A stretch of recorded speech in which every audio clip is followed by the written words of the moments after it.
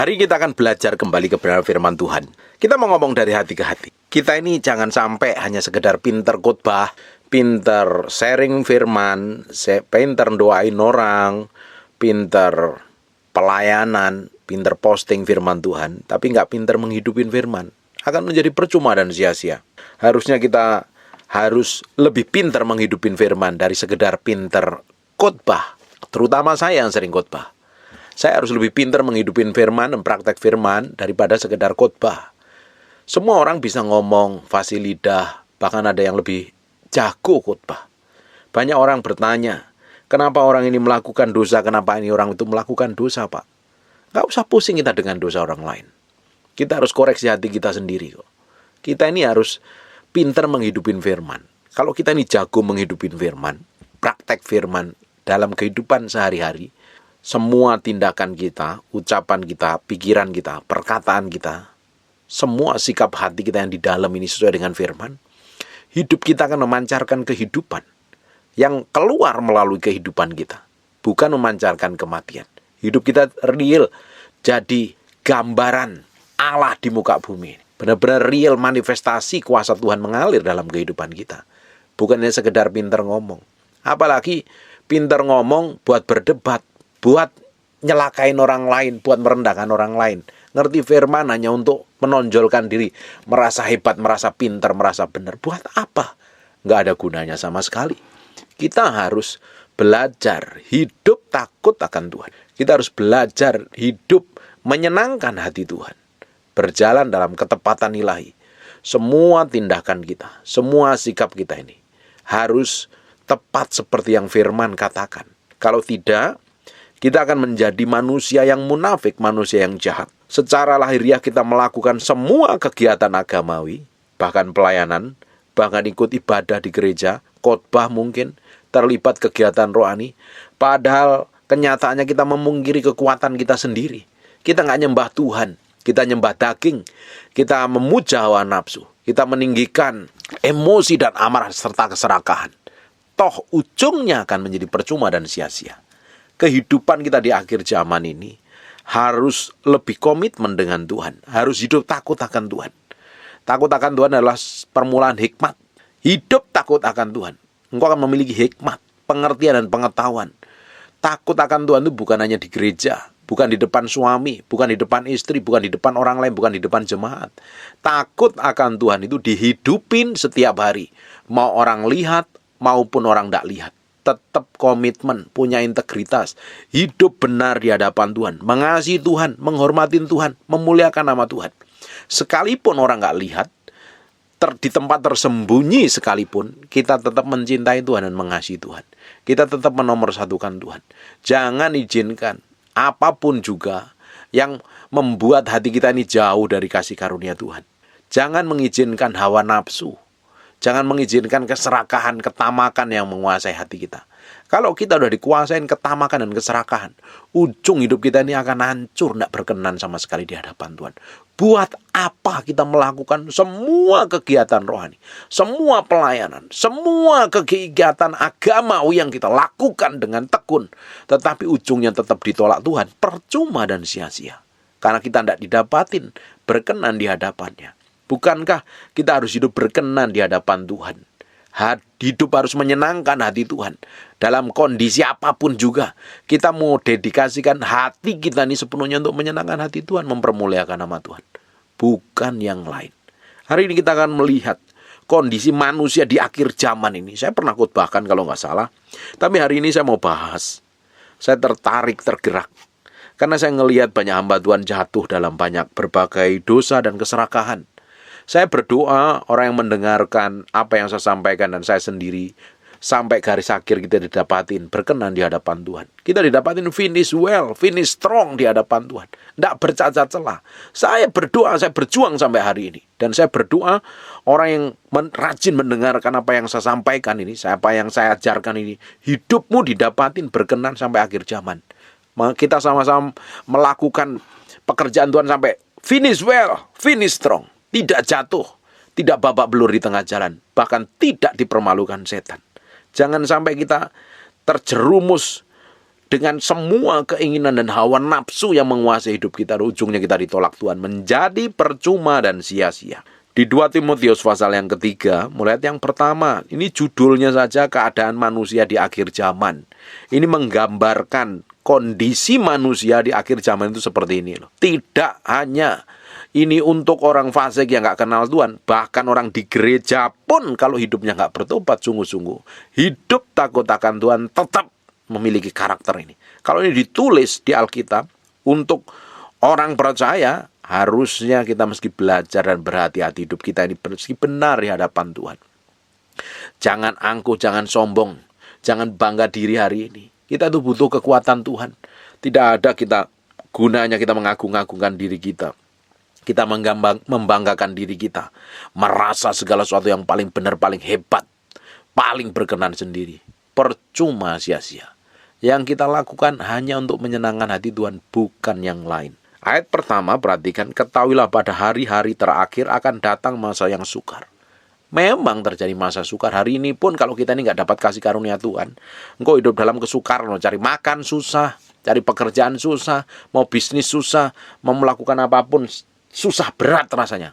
Kalau kita ini nggak hidup dalam kasih karunia Tuhan, nggak memiliki hubungan keintiman dengan Tuhan, hidupmu akan susah seperti orang dunia loh. Kita ini anak-anak kerajaan, diberikan otoritas dan kuasa, harusnya kita dapat favor, dapat kemurahan Tuhan, lebih di atas yang lain. Karena kita memiliki Allah yang perkasa, Allah pencipta langit dan bumi yang tinggal di dalam diri kita. Kita hidup benar, kita menjadi anak-anak kerajaan, kita menjadi imamat yang rajani. Kita dapat perkenanan lebih, kita dapat kemurahan lebih dibanding orang yang gak kenal Tuhan. Boleh dunia sedang sukar, boleh dunia sedang babak belur, tapi harusnya anak Tuhan tetap diberkati Tuhan, dicukupin Tuhan, diproteksi Tuhan, dilindungi Tuhan. Karena Tuhan belum selesai dengan hidup kita. Tuhan masih punya visi besar yang kita harus kerjakan supaya kerajaan Allah ditegakkan di muka bumi. Makanya Tuhan berkatin kita. Makanya kita harus komitmen dengan tujuan Tuhan. Bukan memuaskan hawa nafsu dan keinginanmu. Dunia boleh sukar, tapi anak-anak Tuhan yang hidup takut akan diproteksi, dijagai, dilindungi. Ada favor, kemurahan yang datangnya dari surga sendiri. Karena Tuhan punya tujuan yang akan dinyatakan dalam kehidupannya. Kita harus merespon juga dengan tujuan Tuhan. Kita harus dedikasikan hati kita ini sepenuhnya untuk Tuhan. Bukan jalan, hidupin sekedar hidup layaknya orang dunia, bangun pagi, sarapan, nonton TV, berangkat kerja, terus rutinitasnya dilakukan hari demi hari sama. Tapi kita adalah orang yang berbeda, orang yang memiliki tujuan Allah, menggenapi rencana Allah di muka bumi ini. Dan nama Tuhan akan dipermuliakan melalui kehidupan kita. Akhir zaman terjadi masa yang sukar. Kita ngalami ini. Beberapa tahun terakhir ini masa-masa yang sulit sekali. Ada pandemi, pekerjaan kantor tutup semuanya, income berkurang. Tapi ada anak-anak Tuhan yang diproteksi, dijagain Tuhan. Kalau hari ini engkau sedang struggle dengan keuangan, engkau sedang struggle dengan pekerjaanmu, Tuhan tetap proteksi, Tuhan tetap jagai, Tuhan tetap lindungi, Tuhan tetap cukupi. Tuhan pakai caranya yang ajaib apapun itu untuk mencukupi, memproteksi dan menjaga hidupmu. Amin. Ayat yang kedua, perhatikan, manusia akan mencintai dirinya sendiri. Memang hari ini manusia lebih cinta dengan dirinya sendiri daripada orang lain. Jadinya orang itu egois. Orang itu kalau terlalu mencintai dirinya sendiri jadi egois. Semuanya pusatnya pada diriku, aku dan saya. Me, I, and myself. Semuanya fokus pada dirinya sendiri. Sehingga orang-orang model kayak begini ya, orangnya jadi serakah, jadi tamak, jadi kikir, jadi pelit, jadi egois. Semua fokusnya pada diri sendiri, tidak peduli dengan orang lain, bahkan tidak peduli dengan Tuhan. Orang yang fokus mencintai dirinya sendiri, mencintai diri itu boleh, tapi terlalu mencintai dirimu sendiri, akhirnya kamu membanggakan diri, menuhankan dirimu sendiri. Kamu nggak punya peduli dengan tujuan Tuhan, kamu nggak peduli dengan orang di sekitarmu. Kamu jadi orang yang egoisnya bukan main sekali. Orang-orang mencintai dirinya sendiri, kalau salah ditegur, marah, disakitin, terluka, ngawur hidupnya, kacau dan berantakan. Manusia akan mencintai dirinya sendiri dan menjadi hamba uang. Sekarang hari ini, uang yang menjadi Tuhan, uang segala-galanya. Memang tanpa uang kita nggak bisa melakukan apapun. Tapi dengan uang kita bisa melakukan banyak hal. Tapi uang bukan segala-galanya. Uang itu sebagai alat Uang itu barang mati yang terbuat dari pohon yang diolah jadi kertas, dicetak, akhirnya jadi bahan tukar, menukar. Tapi hari ini banyak orang pakai uang digital, nggak pakai uang kertas. Semua transaksi bisa pakai digital kok. Hanya angka yang pergi aja, angka yang pindah dari rekening satu ke rekening yang lain. Fisiknya nggak pernah pegang. Tapi orang cintai hari ini, mencintai. Mengejar nilai digit sampai banting tulang. Kepala jadi kaki, kaki jadi kepala. Udah mirip ular aja. Kenapa? Karena mencintai uang, fokusnya kepada uang.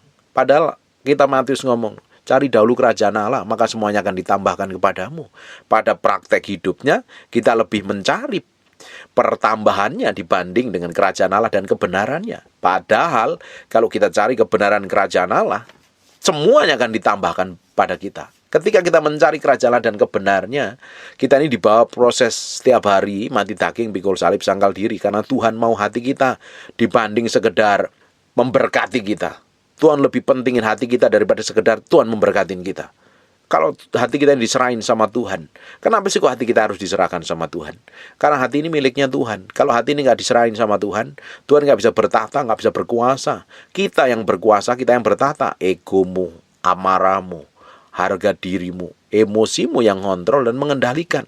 Sehingga Tuhan tidak bisa bekerja, memakai hidup kita untuk perkara-perkara yang lebih besar dan lebih dahsyat lagi. Hari ini, kita harus serahkan hati kita ini sepenuhnya di hadapan Tuhan. Yang kita cari adalah pribadi Tuhan. Yang kita kenali adalah kebenarannya. Kebenaran yang kita kenal itu, kebenaran itu akan memerdekakan kita, membawa kita menjadi orang yang menggenapi rencana Allah di muka bumi ini. Jangan menjadi hamba uang. Pada kenyataannya, waktu kita banyak habiskan untuk sekedar cari uang daripada cari Tuhan. Berapa banyak kita bekerja? Lu bekerja itu nggak salah. Memang orang Kristen harus bekerja. Kalau nggak bekerja nggak usah makan. Yang malas-malas nggak perlu makan itu. Harus bekerja. Kamu bekerja, dapat hasil dari pekerjaanmu, kamu bisa memberkatin banyak orang. Dari apa saja yang Tuhan percayakan dalam hidupmu, pekerjaan apapun juga, kerjakan dengan tulus, segenap hati. Sebab dari sana permulaan Tuhan akan memberkati hidupmu. Tetapi pekerjaan kita bukan segala-galanya. Gaji kita bukan segala-galanya. Bisnis usaha kita bukan segala, toko kita bukan segala-galanya. Tuhan yang harus menjadi utama dan terutama dalam kehidupan kita. Kalau Tuhan udah menjadi nomor 2, kamu nyembah setan. Kamu nyembah berhala. Itu bisa dalam bentuk pekerjaan, dalam bentuk materi apapun juga loh. Kita sembah dan Tuhan udah menjadi nomor 2. Hidupmu pasti kacau dan berantakan. Tuhan harus tetap menjadi nomor 1 dalam hidup kita. Menguasai hati, pikiran, dan perasaan kita. Hidup kita harus tambah hari, tambah menyenangkan hati Tuhan. Tambah hari kita dedikasikan untuk Tuhan. Yang utama, bukan kita mencintai uang dan menjadi hamba uang. Uang adalah hamba yang baik. Uang itu hamba yang baik. Tapi uang ketika kita jadikan Tuhan, dia akan jadi Tuhan yang jahat. Dia akan membuat hati kita tamak, serakah, dan menguasai kita, ngontrol kita. Tapi kalau uang ini kan dijadikan hamba, dia akan bekerja buat kita. Berapa banyak orang yang jago memanage keuangannya dengan baik. Akhirnya mereka diberkati dan diberkati. Kita juga harus belajar mengendalikan nih emosi kita, keserakan kita, ketamakan kita ini. Jangan sampai kita ini menjadi orang yang tamak, dikuasain oleh uang. Akhirnya kita nih serakahnya bukan main. Bukan fokus pada Tuhan. Tuhan harus jadi yang utama. Kenapa Tuhan harus jadi yang utama? Bukan hukum pertama dan terutama adalah kasihlah Tuhan Allahmu dengan segenap hatimu, dan segenap kekuatanmu, dengan segenap jiwamu. Supaya Tuhan harus tetap jadi yang utama. Karena hari ini saingannya Tuhan pada manusia bukan lagi setan. Setan itu bukan apa-apa hari ini. Kita ada orang kerasukan setan, kita tenggeng dalam nama setannya kabur kok. Tetapi yang begitu nempel dalam hati manusia adalah uang. Uang itu bisa menggantikan apapun juga dalam hidup manusia. Uang menjadi yang utama dibanding Tuhan sendiri. Tidak heran ya, orang habis-habisan mati-matian hanya ngejar uang. Memang uang itu penting, tapi uang bukan segala-galanya. Tuhan yang lebih penting. Tuhan yang menciptakan uang. Kalau kita cari Tuhan, kita memprioritaskan Tuhan, Tuhan pasti berkati apa yang kamu kerjakan. Tuhan pasti menjadi yang utama dan terutama, dan Tuhan akan memberkati hidupmu secara ajaib dan dahsyat. Jangan menjadi manusia yang mencintai diri sendiri dan menjadi hamba uang. Mereka akan membual, ngomong gede, bahkan nipu dengan perkataannya, membual. Ini banyak hamba Tuhan. Dikit-dikit dapat pernyataan Tuhan, dengar suara Tuhan, ngangkat dirinya sebagai punya jawatan ini dan itu. Kalau bukan dari Tuhan, kamu nipu jemaat loh. Jangan ngomong membual. Makanya kita ini sebagai hamba Tuhan jangan sekedar pinter khotbah, pinter sharing, pinter kesaksian, pinter doa. Kita harus pinter menghidupin firman. Tidak perlu diperdebatkan firman. Semakin diperdebatkan, semakin ruwet, semakin gegeran. Cukup kita lakukan. Kita ngerti, kita lakukan. Setiap hari saya belajar firman, setiap hari saya merenungkan firman. Bukan untuk mengkhotbahin Bapak Ibu. Saya belajar. Saya kasih makan manusia rohani. Saya belajar hidupin firman setiap hari. Tidak enak rasanya. Pikul salib sangkal diri memang harus kita hidupin. Buat apa kita pintar ngomong firman tapi kita nggak lakukan? Kita menipu Tuhan, membual, ngomong kosong, menjadi penjual kecap nomor 1, padahal itu nomor yang terakhir. Palsu. Dan kita nipu Tuhan, nipu keluarga kita, nipu pasangan kita nipu orang lain, kita nipu jemaat. Tidak ada gunanya. Kita harus jago menghidupin firman. Kita harus jago mempraktekkan firman Tuhan. Tidak perlu ngomong gede, menyombongkan ini dan itu, membanggakan diri. Nggak ada gunanya sama sekali. Buat apa kita membanggakan? Apa gunanya? Kita ngomong gede itu gunanya apa? Supaya kita dihormatin, supaya kita dihargain, supaya orang lulukan kita. Tidak ada gunanya. Yang kita kejar itu Tuhan senang sama kita. Yang kita kejar itu perkenanan Tuhan. Buat apa kita mencari perkenanan manusia, dihormatin, dihargain manusia, supaya dipuji, diagungkan, terus di hadapan Tuhan kita ditolak? Tidak ada gunanya sama sekali. Kita akan menjadi orang Kristen yang capek kalau hanya ngejar perkenanan manusia. Kita hanya jadi orang Kristen yang terus berusaha dengan kekuatan daging supaya terlihat baik di depan orang dengan membual, ngomong kosong, ngomong gede, dan menyombongkan diri. Angkuhnya hari ini punya gelar sedikit dipamerin. Nuh, lihat gelarku, S1, S2, S3. Kamu lihat, ini kalau hamba Tuhan, jemaatku. Kamu lihat khotbahku, kamu lihat penggemarku, kamu lihat jemaatku, jumlahnya berapa. Kamu lihat mobil yang aku pakai, kamu lihat usahaku, bisnisku. Orang banyak membanggakan dirinya, menyombongkan diri, meninggikan diri di hadapan orang lain, supaya orang lain terkesima. Tidak ada gunanya. Dengerin baik-baik. Kita dipanggil Tuhan bukan untuk lebih hebat dari orang lain, lebih pinter, lebih bagus, lebih keren, lebih kaya. Bukan. Kita dipanggil Tuhan menjadi serupa segambar dengan Tuhan. Kita menggenapi rencana Allah di muka bumi ini. Kita berjalan sesuai dengan ketetapan ilahi, sehingga hidup kita menjadi dampak bagi banyak orang dan nama Tuhan dipermuliakan. Buat apa kita menyombongkan diri? Supaya orang lain hargai, supaya orang lain puji kita. Tidak ada gunanya sama sekali. Kamu hanya ngejar perkenanan manusia, toh ujungnya akan ditolak Tuhan. Tidak ada gunanya. Kesombongan ini akan menghancurkan dengan cepat. Apalagi kesombongan itu ketika terucap, kesombongan akan menjatuhkan cepat sekali. Hati-hati dengan mulutmu. Anehnya ya, kita ini kadang nggak sadar diri kita ini sombong, padahal sudah sombong. Kita nggak sadar kalau kita ini udah sombong. Tahu-tahu kita udah hancur, jatuh.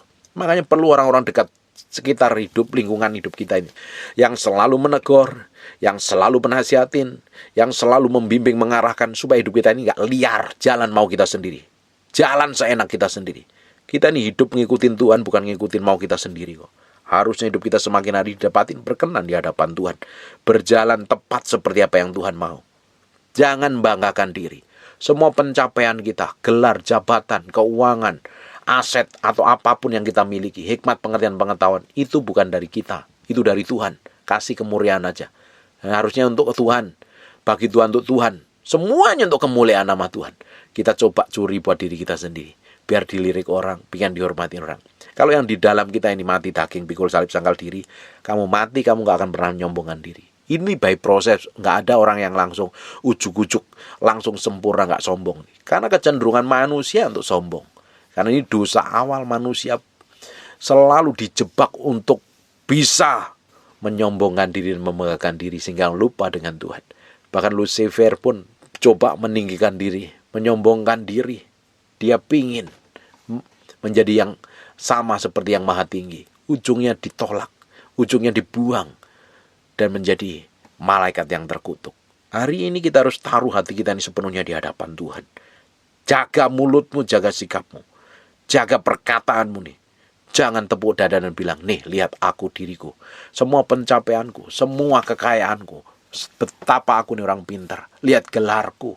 Lihat jemaat yang aku layani. Dan kita bisa tepuk dada dan membanggakan diri. Padahal sedang kau menuju ke jalan kehancuran ketika kau membanggakan dirimu.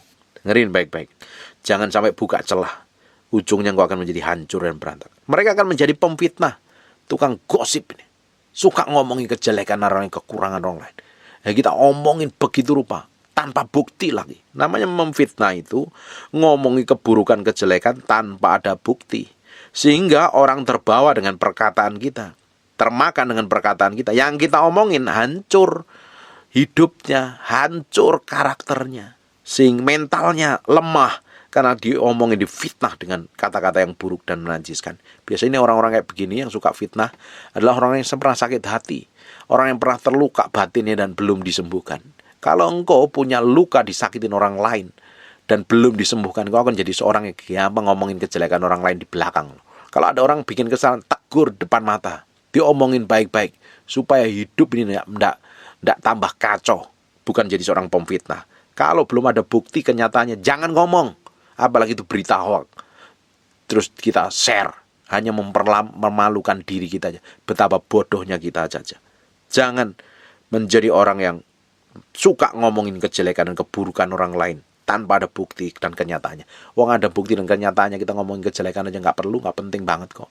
Justru kalau ada orang bikin kayak begitu kan kita doain. So mereka sadar diri dan bertobat. Mereka akan berontak terhadap mereka akan berontak terhadap orang tua dan tidak tahu berterima kasih, tidak mempedulikan agama. Orang ini berontak sama orang tua. Orang tua nggak ada orang tua yang menjerumusin anak, itu nggak ada. Kecuali orang tuanya udah agak gila. Kebanyakan nalurinya seorang orang yang tua, orang tua terhadap anak-anaknya, pingin anak-anaknya sukses dan berhasil, membimbing, ngajari, memiliki etika dan tata krama. Tapi banyak hari ini anak-anak berontak sama orang tuanya. Karena orang tuanya nggak jadi contoh. Hidupnya lebih kacau, lebih berantakan. Tapi ngajarin anaknya, mendidik anaknya jadi lebih baik. Karena anakmu kan melihat kelakuanmu. Kalau anak jadi anak, engkau tetap ngelihat ke orang tuamu, kamu sakit hati, kecewa. Kamu sendiri juga berdosa di hadapan Tuhan. Kita nggak bisa menjadi orang yang kurang ajar sekali sama orang yang tua. Saya pun sama orang yang umurnya lebih tua, saya mau belajar hormatin. Saya anggap mereka adalah orang yang layak dihormati seperti orang tua. Saya sendiri. Apalagi dengan orang tua kita sendiri. Jangan kamu kurang ajar. Ngomong kasar, berkata buruk, bersikap jahat. Apalagi kamu nggak urusin orang tuamu, nggak pernah kasih uang. Kamu sudah ngawur itu, kurang ajar itu di hadapan Tuhan. Selama ada orang tuamu, urusin dengan baik. Kalau dia tinggal di luar kota, telepon, video call, ajak ngobrol, kirimi duit setiap bulan. Urusin mereka dengan baik, perlakukan mereka dengan terhormat. Orang tua kita adalah wakil Allah di muka bumi ini loh. Tanpa orang tua kita nggak ada, kita nggak lahir. Justru kita harus respect dan hormat. Ada bagian kita sebagai anak Tuhan harus respect, ngurusin orang tua, hormatin orang tua. Pak, bagaimana orang tua saya itu nggak bertobat? Tetap lakukan yang terbaik. Berikan yang terbaik untuk orang tuamu. Jangan komplain.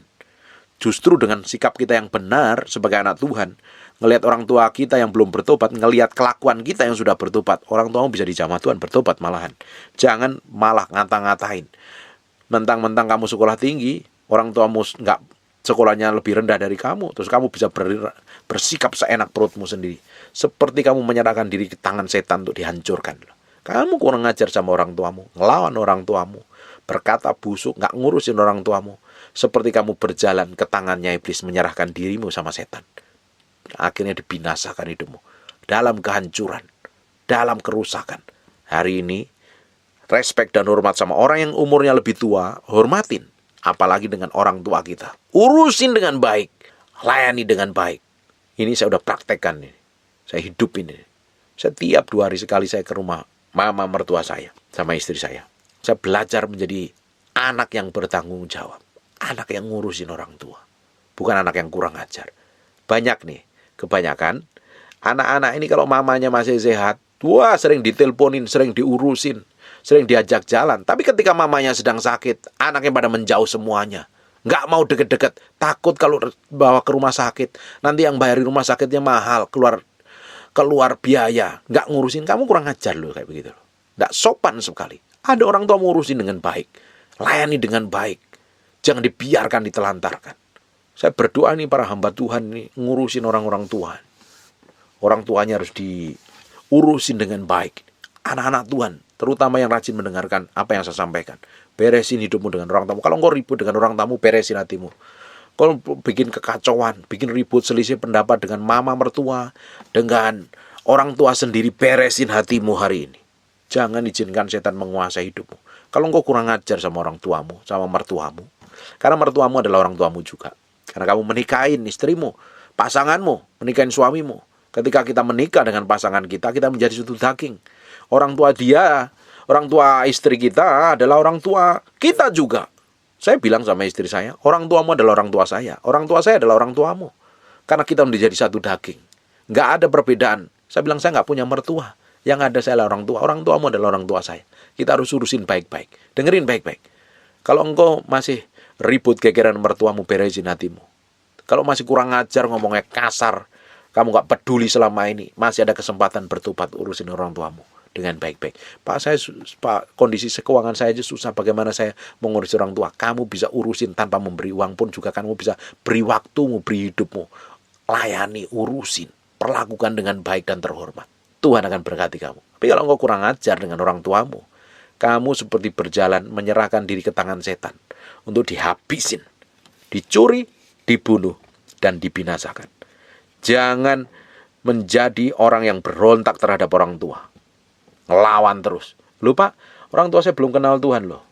Apakah saya harus dengerin dia? Tetap hormatin. Ada prinsip-prinsip kebenaran firman Tuhan yang mereka nggak hidupin ya. Terus mereka sarankan hidupin ya, jangan mau. Kalau dia menyarankan hidup dengan prinsip duniawi atau prinsip dengan agama-agama dahulu kala, bukan agama kehidupan kekristenan, jangan mau diikutin. Tetap dihormatin, tetap dikasih, tetap diurusin, tetap diajak jalan kalau perlu, tetap diajak makan yang enak, senengin dia, dan kasih uang. Orang tua harus kita hormati, jangan menjadi pemberontak. Amin. Dan tidak tahu berterima kasih. Orang hari ini nggak susah berterima kasih. Bila saya thank you aja susah. Apalagi kamu bilang thank you sama pasanganmu aja berat rasanya. Harus sering ngomong, terima kasih ya engkau sudah menjadi suami yang baik buat saya. Terima kasih ya engkau sudah menjadi istri yang baik menemani saya. Sekalipun saya punya kelemahan, saya sering ngomong sama istri saya begitu. Honey, thank you ya sudah menjadi istri saya. Sekalipun saya banyak kekurangan, seringkali menjengkelkan kamu. Tapi aku nggak mau bermaksud menjengkelkan hatimu. Saya masih banyak kekurangan. I love you ya. Kita harus sering ngomong sama pasangan kita, bilang thank you. Harus. Jangan diem-dieman. Pak, dia kan sudah tahu. Kadang kita tuh perlu ungkapkan loh sama pasangan kita. Pasanganmu kan bukan Tuhan. Dia kan butuh disayangi, dicintai, dikasihi, dimiliki. Kadang perlu ngomong, jangan sombong dan angkuh gitu loh. Belajar merendahkan hati. Pak, aku kan adanya begini. Belajar ngomong yang baik dengan pasanganmu. Jangan hidup ngawur dan serampangan sembrono. Jangan hidup seenak perutmu sendiri. Belajar, respeki, cintai dan kasih. Apalagi dengan orang-orang yang kita anggap statusnya lebih rendah. Mungkin asisten rumah tangga, sopir mungkin. Atau mungkin pelayan di restoran. Bilang thank you kalau dia layani kita dengan baik. Apa susahnya? Apakah dia kita anggap rendah? Wong sama-sama manusia kok. Hanya status sosialnya aja yang lebih rendah dari kita. Bukan berarti kita bisa ngomong serampangan, ngomong sembrono. Gak hormatin dan hargain. Kalau kita punya asisten rumah tangga, sopir, atau apapun juga yang statusnya lebih rendah dari kita, dan kita hormatin, kita hargain mereka. Mereka akan menghargain loh. Mereka pun juga senang. Apa susahnya sih bila sing thank you? Engkau terlalu egois dan sombong, makanya susah ngomong thank you sama pasangan, sama orang lain. Merasa dirimu punya, memiliki segala sesuatu, dan semua orang harus tunduk dan hormat, respect dan thank you sama kamu. Kamu jadi orang yang egois. Kalau sudah seperti itu kamu termasuk golongan manusia akhir zaman, tidak mempedulikan agama. Hari ini orang gak peduli dengan kekristenan, kehidupan. Ya minggu sih tetap ibadah, tapi kehidupannya nggak dihidupin. This real manifestasi kehidupan agama yang real sejati itu seperti apa sih? Tidak mempedulikan kehidupan bersama Tuhan. Cuek jalan hidupnya sendiri. Saya banyak bertemu orang yang belum kenal Tuhan. Dia ngomong, yang menjadi Tuhannya adalah uangnya. Karena memang dia orang kaya. Tapi puji Tuhan sebelum dia dipanggil Tuhan, dia bilang, Yesus memang jadi Tuhan satu-satunya dalam hidup. Karena dia ngalami Tuhan. Banyak orang hari ini menganggap uangnya sebagai Tuhan, pekerjaannya sebagai Tuhan, profesinya sebagai Tuhan. Dan tanpa peduli lagi dengan hati Tuhan sendiri. Kenapa kok dipercayakan profesi, jabatan? Kenapa kok dipercayakan berkat? Dia nggak peduli dengan yang mempercayakannya. Sehingga berkat itu dianggap segala-galanya. Nggak peduli dengan tujuan Tuhan. Perhatikan. Ayat yang ketiga. Tidak tahu mengasihi. Gampang benci, gampang marah. Gampang sakit hati, gampang pendendam. Tidak tahu mengasihi. Kita kesel gampang, orang lain susah ngampuni. Kamu nggak bisa mengasihi loh. Mengasihi itu termasuk mengasihi orang yang paling menyebalkan, menjengkelkan. Kalau mengasihi orang yang baik itu semua orang bisa. Mengasihi orang yang ramah semua orang bisa. Mengasihi suami yang sayang sama kita itu semua orang dunia pun bisa. Tapi bagaimana kita mengasihi istri yang bawel? Bagaimana kita mengasihi suami yang tukangnya selingkuh dan nyakitin? Bagaimana kita mengasihi orang yang paling menyebalkan, sering melukai, sering mengkhianatin kita? Kita benar-benar real bisa mengasihi apa enggak? Kasih kita itu di atas rata-rata. Kalau ada orang memusuhin kita, kita suruh mendoakan dan mengasihi mereka. Ketika ada orang mengecewakan kita, nggak boleh membenci, kita doain. Kenapa sih kok ada orang berbuat jahat di sekitar kita? Karena mereka belum kenal Tuhan. Kalau mereka kenal Tuhan, mereka nggak akan berbuat jahat. Justru kita ini yang ngerti kebenaran, kita harus praktek hidup kebenaran di depan orang-orang yang menyebalkan, orang yang menjengkel, supaya dia melihat terang kemuliaan Tuhan. Kebenaran sejati yang manifestasi melalui tindakan, sikap, dan perbuatan kita. Kalau kita disakitin tambah balik penyakitin, dilukain malah melukai, dinasihatin nggak terima marah-marah, lu kamu tuh mau jadi Tuhan atau gimana? Kita harus belajar menerima apapun kekurangan kelemahan orang lain. Kita harus banyak belajar menerima kondisi apapun yang orang lain lakukan, sekalipun itu menyebalkan, supaya kita bisa melepaskan pengampunan. Nah, kita marah ya, kita seperti orang dunia. Orang dunia kalau disakitin marah, balas dendam, jengkel, melukai, bahkan berlaku buruk lebih buruk lagi. Kita sebagai anak-anak Tuhan harus berbeda. Kita harus praktek kebenaran firman Tuhan. Kita harus menghidupin firman. Ketika ada orang menyakitin kita, kita tetap kasihi. Karena kita apa? Kita menghidupin Kristus. Praktek hidup firman setiap hari. Dan manifestasinya kasih Allah itu mengalir melalui kehidupan kita. Amin. Suka menjelekkan orang. Ngomong jelek orang lain itu senang. Tidak mendapat mengekang diri. Mulutnya nggak bisa dikontrol dan dikendalikan. Dikit-dikit ngomel, dikit-dikit ngeluh, dikit-dikit maki orang, merendahkan orang lain. Nggak bisa ngekang diri. Mulutnya itu terlalu jahat. Karena apa mulutnya jahat? Hatinya jahat. Kalau ini di dalam hati ini isinya firman, keluar dari mulutnya firman. Garang dan tidak suka yang baik. Tegur sedikit, bela diri, benarnya sendiri. Nggak ada mau bertobatnya sama sekali. Malah lebih ganas, lebih galak. Dipikir ini apa? Beruang yang kehilangan anak? Atau harimau yang kehilangan anak? Kok lebih galak seperti ini? Kita ini harus belajar rendah hati. Kita itu harus belajar rendah hati. Koreksi sampai kedalaman batin kita. Supaya kita tetap didapatin berkenan di hadapan Tuhan. Suka berkhianat, tidak berpikir panjang. Berlagak tahu apa lebih menuruti hawa nafsu daripada menuruti Allah. Makanya saya bilang, semua orang itu bisa khotbah, bisa ngajar, fasih lidah. Tapi belum tentu orang bisa menghidupin apa yang dikhotbahkan. Kita sebagai hamba Tuhan, sebagai orang percaya, kita harus bisa menghidupin apa yang kita katakan. Apa yang kita khotbahkan, apa yang kita ajarkan itu bukan sekedar teori, tapi kehidupan praktek hidup kita. Menghidupinya menyenangkan hati Tuhan. Jangan hanya sekedar pintar dan fasih lidah berkhotbah, tetapi kita harus pintar dan lebih pintar lagi menghidupin kebenaran firman Tuhan. Amin. Jangan ngikutin hawa nafsu. Jangan ngikutin keinginan dagingmu. Ujungnya engkau akan hancur, berantakan. Dengerin baik-baik. Daging kita ini akan selalu menawarkan dosa yang pernah kita perbuat di masa lalu. Keinginan daging kita. Keinginan daging kita akan nyeret nih. Kasih umpan-umpannya apa? Dosa, perbuatan, ingatan, apapun yang kita lakukan di masa lalu, selalu kita ingat-ingat. Dan tujuannya kalau kita ingat-ingat, kita coba ingat pengen balik. Diseret kamu jatuh dalam dosa. Amin. Kita harus lebih pintar dari setan. Setan tipu dayanya lebih pintar. Tapi kita anak Tuhan harus lebih pintar. Ini orang-orang model kayak begini yang kita pernah pelajari nih di atas tadi. Dengerin baik-baik, orang-orang model kayak begini ya. Secara lahiriah mereka menjalankan ibadah di ayat yang kelima. Tetapi pada hakikatnya mereka memungkiri kekuatannya. Jauhilah mereka itu. Orang ya, makanya saya bilang ya, orang rajin ibadah. Rajin ibadah. Tapi kalau nggak ngidupin firman, kamu tuh menipu dirimu sendiri. Orang rajin khotbah tapi nggak ngidupin apa yang dikhotbahkan, kamu tuh nipu Tuhan, nipu jemaat, nipu orang lain. Kita harus lebih pintar. Secara lahiriah kita beribadah, secara batiniah kita beribadah. Praktek hidup kita dan kelakuan kita harus seperti orang yang benar-benar nyembah Tuhan dan beribadah. Bukan orang yang ngawur. Bukan orang yang sembrono. bukan hanya orang yang pintar ngomong. Kalau sudah seperti itu, secara lahiriah mereka menjalankan ibadah mereka. Tetapi pada hakikatnya mereka memungkiri kekuatannya. Orang-orang kayak begini jauhi. Fisiknya ibadah, kelakuannya bejat, sikapnya buruk, jahat, munafik, palsu, serakah, dan tamak. Sekalipun kalau ada hamba Tuhan kayak begini, jauhin, tinggalin. Jangan diikutin. Kamu ngikutin hamba Tuhan yang tamak, serakah, mata duitan, hidup dalam kepalsuan, kenajisan, tinggalin. Jangan didengerin. Jangan diikutin. Buat apa ngikutin orang yang pintar ngomong tapi gak pintar menghidupin kebenaran firman Tuhan. Amin. Kita harus tanya Tuhan, peka dengan apa yang Tuhan mau. Sehingga kita gak hidup ngawur, serampangan, dan sembrono. Hidup kita harus menyenangkan hati Tuhan. Harus menyenangkan hati Tuhan. Jangan sampai kita ini menjadi golongan manusia yang secara lahiriah menjalankan ibadah agamawi, tapi pada praktek hidupnya, pada kenyataannya kita memungkiri kekuatannya. Ternyata kita hidup dalam dosa, kenajisan, kekotoran. Ayat yang ke-6, sebab di antara mereka terdapat orang-orang menyelundup ke perempuan-perempuan yang lemah dan syarat dosa dikuasain oleh berbagai nafsu. Ini hawa nafsu ini kita juga harus bisa kendalikan dengan baik.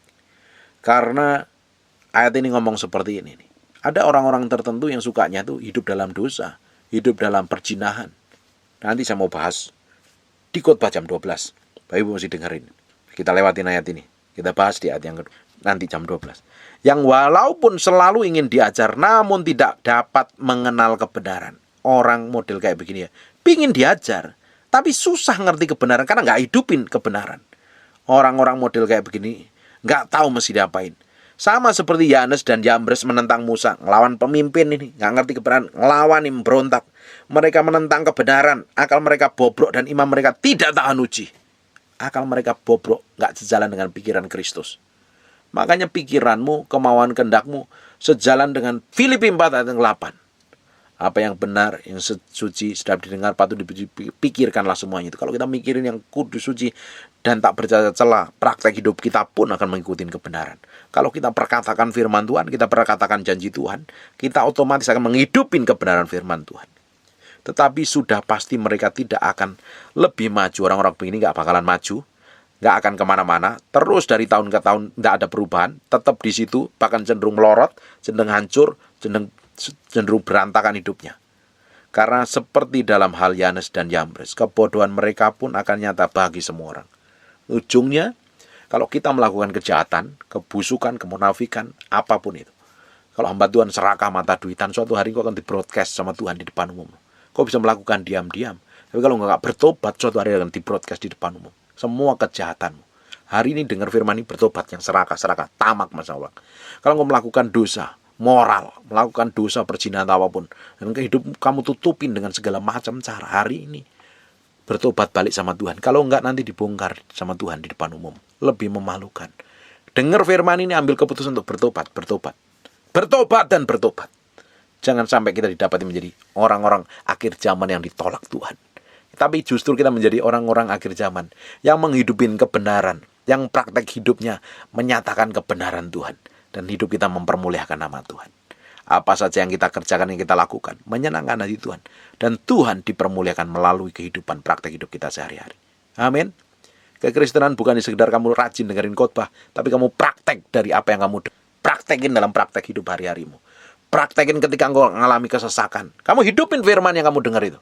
Kamu praktek firman Tuhan ketika suamimu selingkuh, suamimu meninggal kamu, istrimu selingkuh, pasanganmu yang bejat dan rusak yang belum kenal Tuhan. Kamu dengar firman yang kamu dengerin dari apa yang saya ajarkan, pendeta lain khotbahkan, kamu dengerin dan kamu praktekkan dalam kehidupan sehari-hari.